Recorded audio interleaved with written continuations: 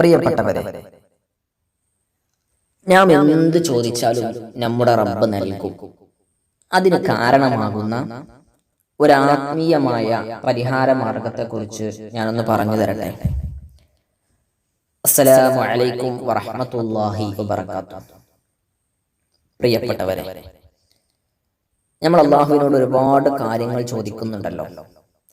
എന്നാൽ അള്ളാഹു അത് ചോദിച്ചാൽ റബ്ബ് നമുക്ക് അതിന് ഉത്തരം നൽകാൻ കാരണമാകുന്ന വഴിയെക്കുറിച്ചാണ് നമ്മൾ പറയുന്നത്. ആദ്യമായി തന്നെ ഒരു കാര്യം പറയട്ടെ. ദുആക്ക് എങ്ങനെയാണ് ഉത്തരം കിട്ടുക എന്നുള്ളതിനെ കുറിച്ച് നമ്മളൊരു വീഡിയോ ചെയ്തിട്ടുണ്ട്.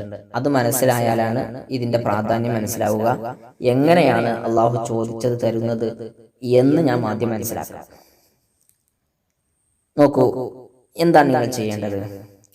യാദൽ ജലാലി വൽ ഇക്റാം, യാദൽ ജലാലി വൽ ഇക്റാം, ഇത് കഴിവിന്റെ പരമാവധി അധികരിപ്പിക്കുക.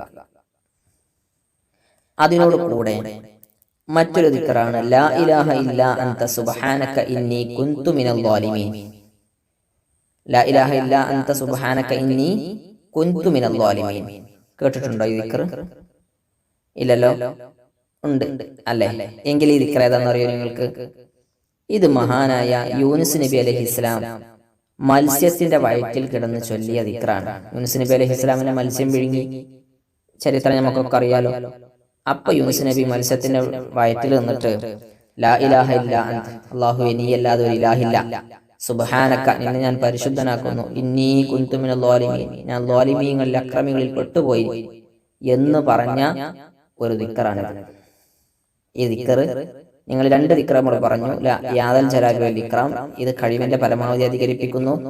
പിന്നെ പറഞ്ഞ ഈ ലാ ഇലാഹ ഇല്ലാ അൻത സുബ്ഹാനക ഇന്നി കുൻതു മിനൽ ളാലിമീൻ, ഇതും പരമാവധി നമ്മൾ അധികരിപ്പിക്കണം. എന്നിട്ട് ഇത് രണ്ടും ദുആ ചെയ്യുമ്പോൾ അതിൽ കൂട്ടി ദുആ ചെയ്യുകയും ചെയ്യുക ഇൻഷാ അല്ലാഹ്.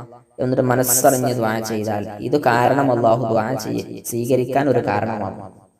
അല്ലാഹു നമ്മുടെ ദുആ സ്വീകരിക്കട്ടെ. വീണ്ടും കാണാം ദുആ വസിയത്തോടെ. അസ്സലാമു അലൈക്കും വറഹ്മത്തുള്ളാഹി വബറകാതുഹു.